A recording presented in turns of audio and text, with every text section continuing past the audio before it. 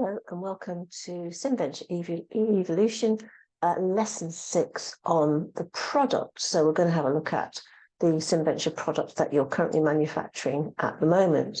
So it should be a great thing to do. So in lesson 5, what we covered was the SWOT analysis, the strengths, weaknesses, opportunities, and threats. And then we turned that upside down into a TOES matrix. So your TOES matrix is looking more strategically at how the strengths and weaknesses in the business can be turned into opportunities. So we're going to do a case study in a minute, which looks at your product. But if you remember last week, we did an activity called SimVenture Evolution Case Study Brackets Market, where you evaluated and analysed the current market for your bicycles. This analysis will enable you to make plans for where you want to take your company into the future. And that's where your SWOT and your TOES come in. So in the next module, we'll be looking at your product to make sure it fits with what your customers want to actually buy, which is a really important thing to do. This connection between what you sell and what your customers want is really, really important. So in lesson 5, remember that you're doing a weekly journal which looks at your CBI employability skills. Each week you should be doing a journal, which needs to be attached as an appendix in your assignment, to look at the following skills. So have you developed a positive attitude? Have you looked at self-management, business and customer awareness, problem solving, application of numeracy, application of IT, and things like that. So make sure in your journal that you provide evidence within the simulation or within your team environment as to where you've developed one or more of these skills. You're going to need this journal because at the end, not only do you have to upload it as an appendix, but you have to do a reflection on it as well. So in this module, what we're going to do is look at the market research reports to inform the decision-making to either stay with your existing product or to create 2 new products.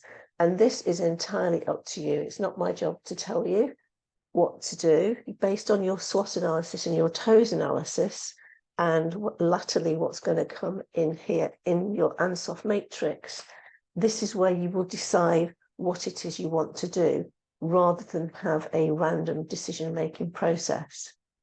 So what you need to do is have a look at the existing product that you have in the simulation. And in order to get the best out of running your virtual business, we've given you a structure, which you can see on the screen now. It's called the process to get to market. And this is what we advise all teams to do. You'll also find more information in the simulation in the advisor section, which is called How Do I, which you can locate on the left-hand side of the screen when you're in SimVenture. For those of you who don't like to work in a structured way, please feel free to run the virtual business as you'd like to, but this particular process that you can see here works and could be a great starting point for you. So the basic process to get to market is to start with market research, and in particular, all the market research reports that are in the sales and marketing tab, which are outlined in purple within the simulation. So today we're going to have a look at what your product is at the moment. So remember, we're at the end of year 3, quarter 4, and all we're doing for these few weeks preceding is just getting a flavour of what it is we are going to be doing. So what we're going to do is analyse and evaluate whether your current product, as it stands now, matches your customers' expectations, or whether you need to design a new product along with the existing one, or instead of, or perhaps produce a new bike that's better than your old bike. What you can't do is actually change the existing bicycle because all the design and the components and everything has actually been done for you. So a simple approach, if you wanted to, is to start with a copycat product. You perhaps might look to see what Cameron Cycles are doing because they're your nearest competitor. And then you need to decide what it is that you actually want to do. So once you've gone into the simulation and logged in, what I want you to do is have a look at the product case study, which is on Blackboard or Canvas or any other VLE that you're working with at the moment, and read the product activity. So there are some notes under the slide shortly, which will tell you what to do. Remembering that Green Spokes is or your company name now is a bicycle manufacturing company that's been running for 3 years. It's invested heavily in developing a strong presence within the road bike segment. Sales figures are good, but you only offer one product. So the question is that enough? So you need to read the scenario briefing in the simulation to start off with. As all companies do, you have to review your products to remain competitive and regularly analyze and evaluate its current and future product designs.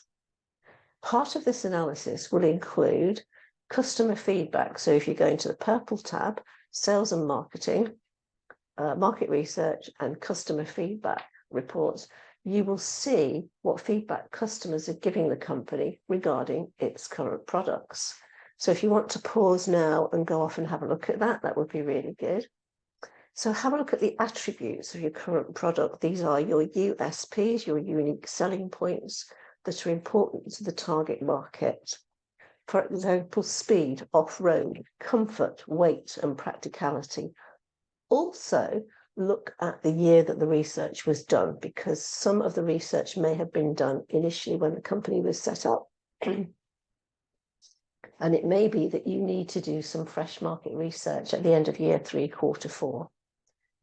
I'd also like you to look at what your competitors across all the sectors are looking at. What are they offering in the same marketplace? Is your product better than theirs? Is it the same as theirs? Or does the feedback suggest that the product meets the market's requirements, or that a new product is needed? So what I need you to do now is go off and have a look at the product activity, which is on your virtual learning environment. And there are notes underneath this slide, which you should read first and then answer the question.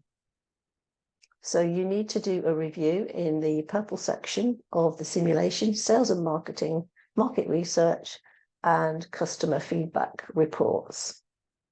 So what is the feedback customers are giving the company regarding the existing products? Based on that information, you can start to complete your SWOT.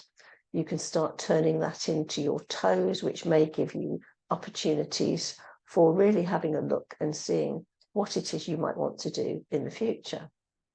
So what attributes are important to your target market, remembering that you're in road commuting? How significant are competitors in the same marketplace? Have a look at what Cameron Cycles are doing, because they are in your nearest competition space. Does the feedback suggest that the product meets the market's requirement, or that a new product is needed? And you kind of need to explain this, and you need to discuss it in your groups. So my suggestion would be that if you haven't done this in class already, that you pause, take a breath, and go back and have a look at the product activity, and the PDF will be on your virtual learning environment as well. So once you've done that and you've completed your SWOT and you've looked at your toes in relation to the product, what do you think you need to do next? What did you decide to do? Are you going to stay with your existing product? Are you going to copy the competition? Or are you going to design a new product? So what you can do in your individual play space is to implement that decision and see what happens. So what impact did this decision have on the R&D department and the company, for example? So if you've decided to launch a new product or do a copycat, you need to be in the brownie orange section with research and development and look at how your product looks right now. So if you've tried doing that and you didn't like the outcome of your decision, all you need to do is just simply rewind the simulation and try a different decision.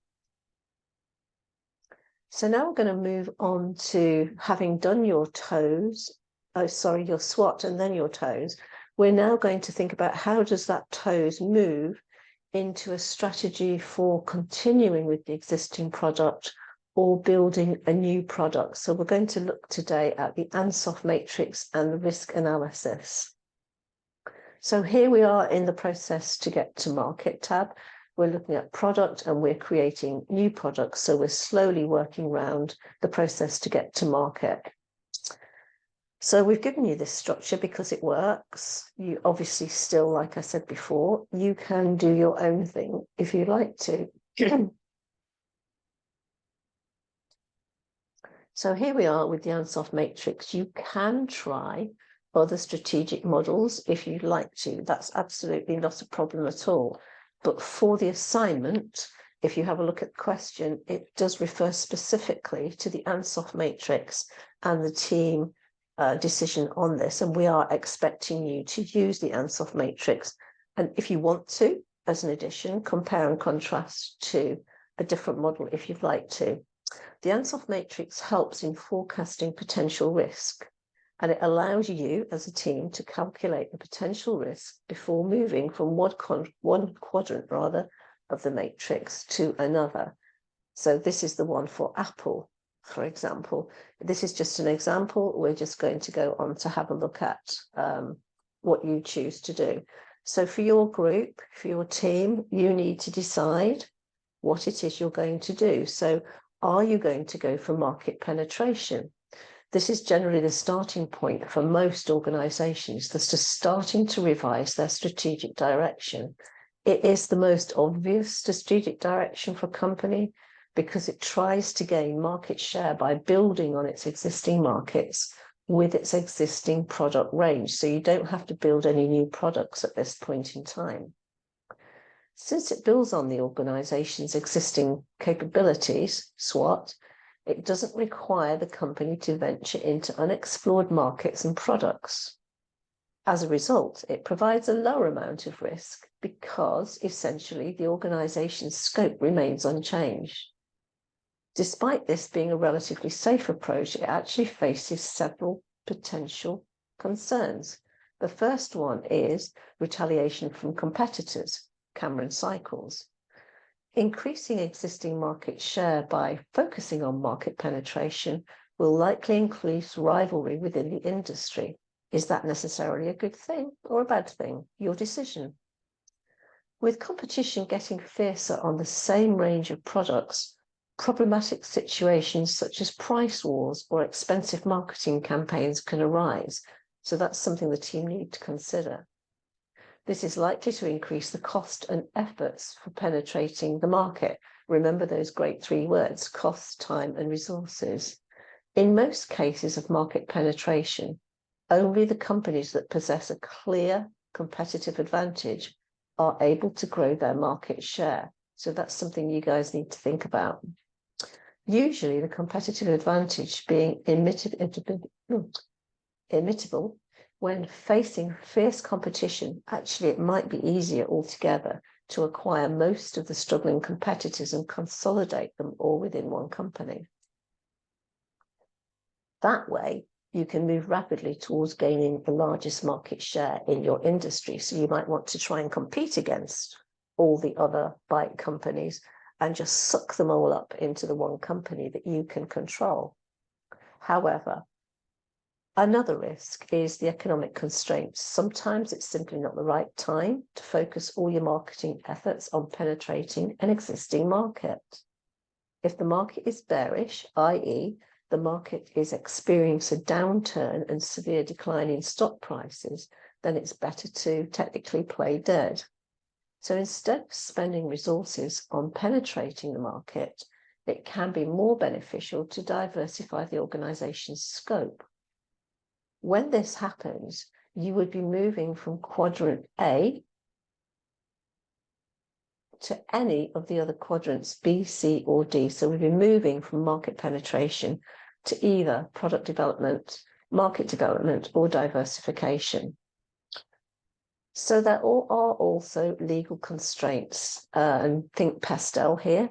Deciding to penetrate a market further implies the end goal of gaining the largest market share within that specific industry. In most countries, however, there are regulators who try to keep under control organizations that gain excessive power or domination.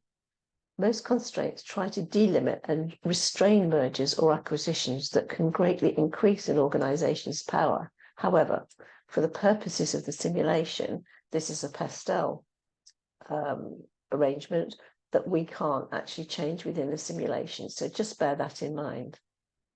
So a practical example, for example, might be an electricity providing company experiences growth and tries to merge with another existing company within the same country. In most cases, they will both face severe legal restrictions. In Europe, for example, the European Commission can intervene in any link of the European market and force companies to reduce their power in order to allow ways for the competition to develop. So when it comes to market penetration, there are two general ways to go. There's a retrenchment strategy. So the business withdraws its efforts from marginal activities. It then focuses all of its efforts on the most beneficial and valuable services and products it has. This strategy requires a proactive approach to a deep analysis of the company's strategic capabilities. And that's why we're doing the SWOT and the TOES to inform the Ansoff matrix or any other strategic model that you want to pursue as a team. Also in the consolidation strategy, as the name suggests, the corporation continues to do what it's been doing, don't do anything else, thus consolidating its efforts on the existing products and services. This is regarded as a defensive strategy.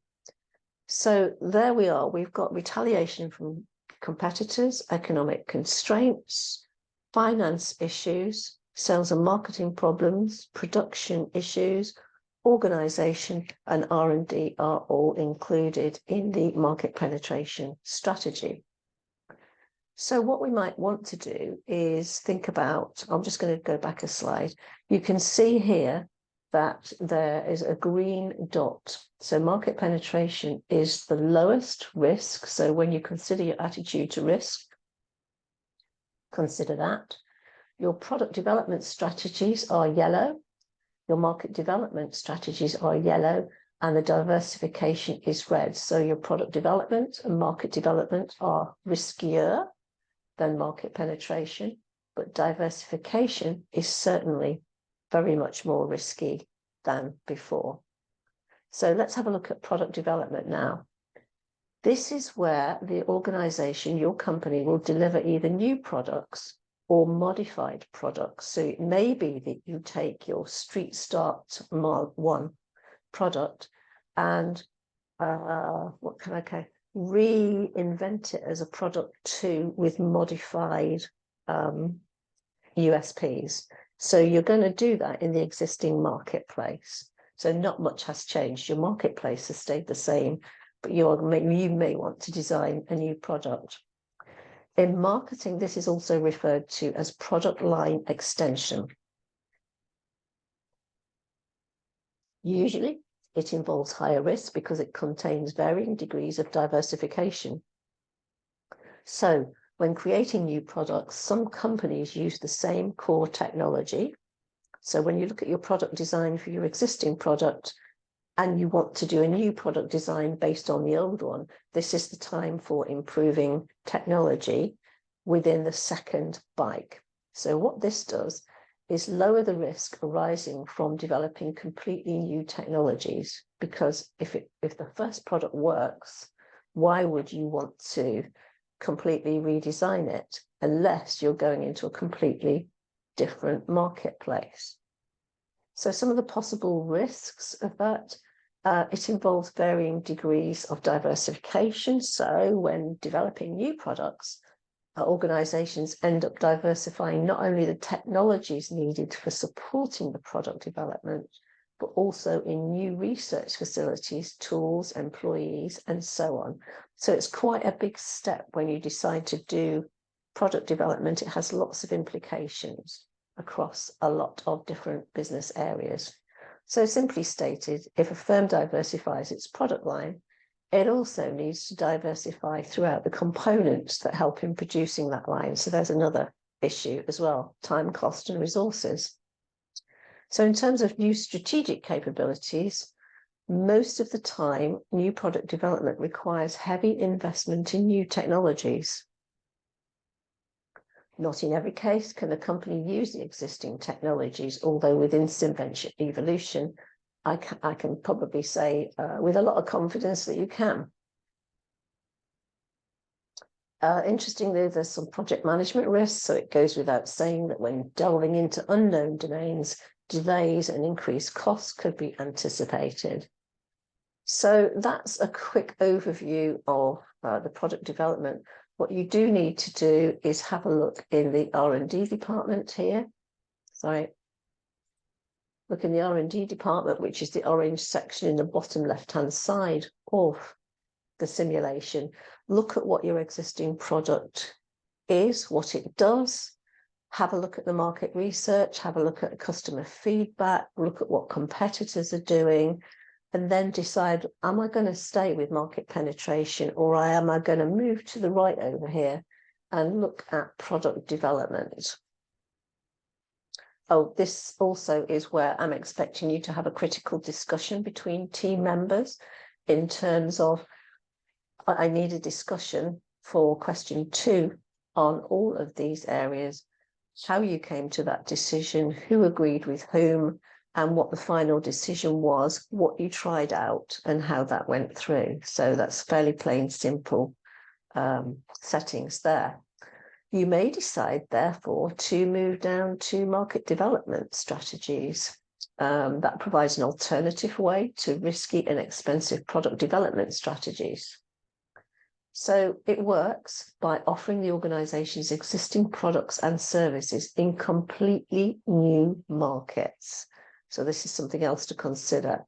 In most cases, market development requires an effort in product planning and development as well. They go hand in hand. So the production director at this point in time and the R&D director need to be really working together. So if you're going for extending your geographic reach and targeting European markets in addition to US markets, then the products might need to go through several alterations. For the purposes of SimVenture Evolution at this point in time, you should consider that the UK is the main market at the moment that you're selling into. That's not to say that you couldn't go into distributors overseas. So if you did decide to do that, you've got to look at product packaging, you've got to look at language, you've got to look at branding, because it's very different between one state and another, one country or another. So the strategy itself can comprise one or more of the following. You might want to attract new users. Sometimes some products that were constantly used within one industry find a better use in a different industry.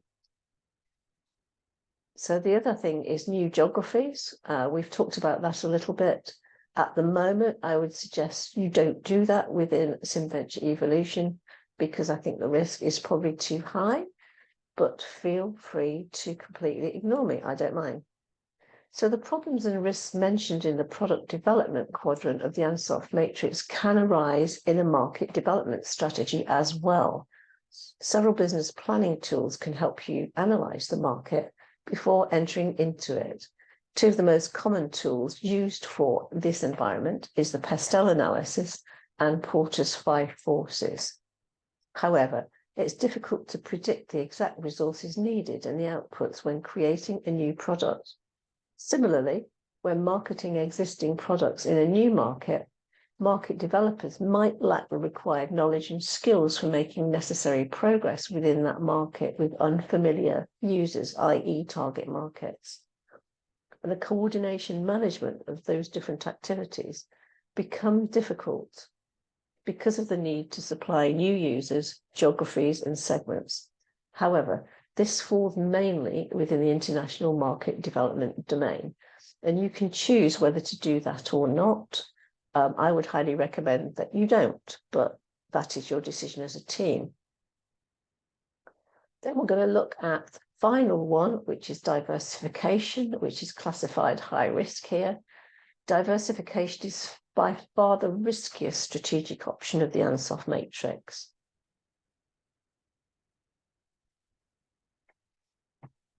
It is a strategy that radically shifts the scope of the organization by entering completely new markets with completely new products.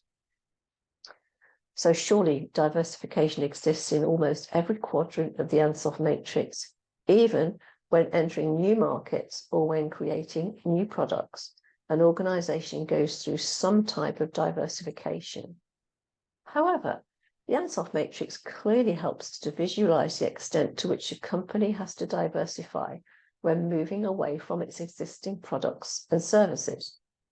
To be more specific, moving from quadrant A to quadrant B or C requires less effort on the company's side than moving directly to quadrant D, diversification. So diversification drivers are when taking up such a radical strategy within the Ansoff matrix, there can be several reasons. One is economy of scope. So several organizations have existing resources and capabilities that they sometimes leave unused or don't use them to their maximum potential. These capabilities can be applied to different activities, thus creating what is called economies of scope. The resources and capabilities are used by them to diversify into new activities. So there's cross-subsidization. This is kind of really quite important because having a great and diverse range of businesses can allow the business to increase its market power. Most diversified organizations can allow themselves to what we call cross-subsidization of one business or one product that's become more profitable. But you need to keep an eye on all the products that you're selling. So look at your cash cows, look at your dogs and things like that. So if you want to use that as a strategy, that might be a good thing too. Within that, this way, a business can gain a great competitive advantage, which can be used to drive competitors away. Most cases in which a business subsidizes one another with the clear possibility of driving competitors away, it faces strict regulations. So I don't want to go too far into that because I think that we need to focus more on which of these quadrants you want to try and do your strategic plan on. Have a look at the notes under this slide because you need to consider all of those things before you move any further.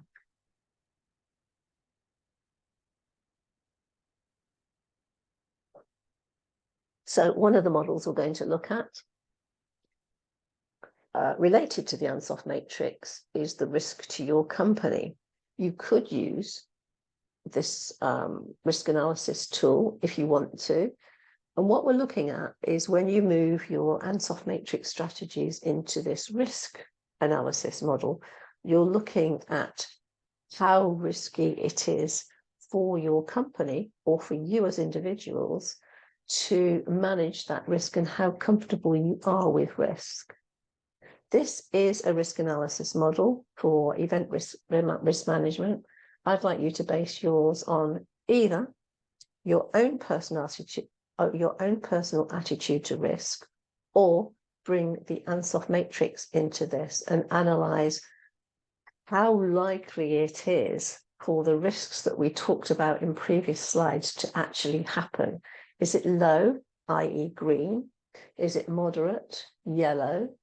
Is it high, orange? Or is it extreme red? On the basis of the risks that you might encounter, how likely is that to happen in your organization? This doesn't have to get overcomplicated. We just need to consider A, the risk to your organization, and B, how risk averse or risky are the individuals. Now, this isn't particularly necessary for your assignment, but for the extra marks, you might want to consider it underneath this slide. is a link to the projectmanagement.com understanding the matrix RACI model. This is a model that we put together sometimes because no matter what project size it is, job descriptions should be clearly defined, whether it's a 5-person team, i.e. in SimVenture, or an international collaboration. Everyone needs to understand their project roles, the project tasks and the activities each person must complete. One way to define each team member's role is to use a responsibility assignment matrix called RAM, responsibility assignment matrix, like a RACI chart. So a RACI chart, as you can see here, it explicitly communicates on a project. A RACI chart can help with that because it organizes your project so that everyone knows what's happening. With RACI, map out who's responsible, who's accountable, who has to be consulted, and she'll stay informed. Think Ansoff matrix. Let's break it down further in terms of your project. So in terms of responsibility, who is the person completing the task? Who is accountable? Who is the person making decisions and taking actions on the task? Who needs to be consulted? Who is the person to be communicated with regarding the decision-making process and specific tasks? Who needs to be informed? Who's the person who will be updated on decisions and actions during the project? So when you complete a RACI matrix for everybody in the team, it's almost like who does what and when, and share this with amongst the team, because it's really important that you know who's doing what and when. This RACI matrix is just an example, but you can change this and make it how you like it by using the link in the slides. This is extra marks basically here. So in conclusion, the Ansoff matrix is probably one of the most widespread tools managers use in strategic planning for most organizations. It's easy to understand and allows decision makers to visually represent the company's scope of work. In combination with other tools, you might want to look at the Ishikawa fishbone diagram. That can efficiently help teams anticipate and calculate risks through the whole process of project management, which is more or less what this is about. So you might want to explore other theories and use them. I don't mind, I really don't.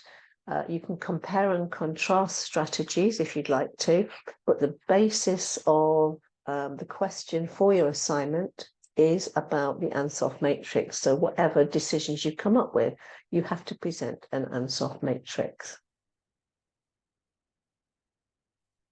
Okay, so other theories, for example, might be balanced scorecard, the marketing mix, the comms mix. We've done a SWOT analysis, we've done Ansoff, stakeholder mapping, Mendelow's matrix, the consumer decision-making process. These are all listed underneath this slide. Included in that is Porter's 5 forces, the GE matrix, the marketing environment, segmentation, consumer markets, Maslow's hierarchy of needs, Boston Consulting Group, Pastel, Robostic, or Paizo. And underneath this slide, you will see a link to some of those marketing theories. But remember, at the end of the day, please don't get carried away. I need to see the Ansoff matrix more than anything else. So what you need to do now is to complete the Ansoff matrix. What I don't want to see is this one for Apple. Or a blank one. I want to see here in these boxes exactly the strategies that you're going to follow as applied to SimVenture Evolution, please. Complete a risk assessment, decide on a strategy, implement that strategy, run some quarters, see what happens. Remember that you can always rewind a quarter, several quarters, or do a full rewind back to year 3, quarter 4, if your strategy doesn't work. And at every lesson, start writing or continue writing your reflective statement using Gibbs's model. So all you need to do now, excuse me, is keep writing your journal every week.